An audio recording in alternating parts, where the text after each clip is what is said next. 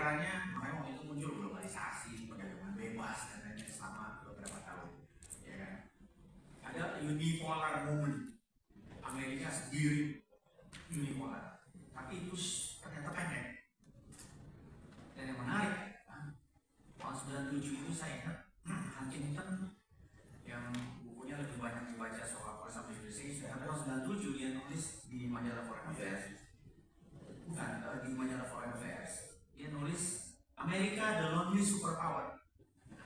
Justru karena dia tadi berhenti, ini dunia lagi berubah, karena dia memikir, dia berefleksi, dia bilang Amerika the lonely superpower. Dia wanti-wanti Amerika bahwa ini unipolar moment, Amerika kelihatannya mau menang itu sebentar, karena akan ada banyak second power, third power yang akan tumbuh. Ya kan, ada Cina, ada yang lain-lain. Jadi dia justru mewanti-wanti, dia bilang nggak boleh Amerika sendirian, dia harus bersama.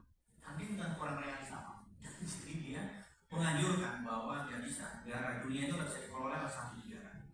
Tapi mungkin ya tidak didengar kan gitu. Jadi akhirnya adalah segala macam. Dan sekarang mungkin hal yang sama terjadi. Kita juga memang sepertinya perubahannya cepat, tapi nanti kalau ditaruh dalam timeline sejarah pendek juga. Ternyata Trump ini kayaknya kita kacau balau pemikirannya, dan kalau kita nggak kepala dingin, kita melakukan apa, dia belok lagi besok. Makanya ada orang-orang semacam Pak Mardhani di GKSAP yang mengingatkan kita lewat pemikiran ini. Oke, kita pause, kita lihat opsinya semua harus dibuka, ya kan? Jadi kalau misalnya ada orang yang bilang kenapa Indonesia harus masuk peringkat sama OECD, itu menurut saya mungkin karena jalan pikirannya adalah tidak mau, bukan tidak mau, belum melihat bahwa kita harus membuka opsi di saat seperti ini. Justru sebanyak-banyak OECD, BRICS, dengan syarat-syaratnya sendiri-sendiri, dengan kompleksitasnya sendiri-sendiri, tapi itu harus dihadapi karena kita buka option, karena kita nggak tahu apa yang terjadi. Betul ada isu-isu baru nih, ada drugs, climate dan lain-lain, tapi isu lamanya nggak hilang, isu kedaulatan nggak hilang. Rusia perang dengan Ukraine, lalu ada soal kedaulatan Palestina yang sudah lama nggak bisa selesai. Jadi ada isu lama yang dihadapi dengan cara yang berbeda, ada isu baru yang harus dihadapi dengan cara yang berbeda.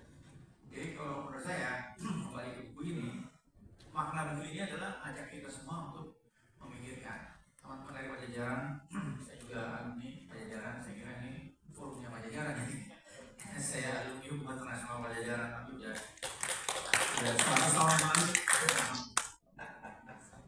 Buku ini nih, iya, karena dia membuat pandangan bahwa dunia bisa kita ubah sesuai dengan pikiran kita. Apalagi mahasiswa tugasnya bermimpi. Mahasiswa itu tugasnya bermimpi. Terus dia mewujudkan. Coba kita waktu merdeka dulu, kalau Soekarno tidak bermimpi mau merdeka, kita nggak merdeka.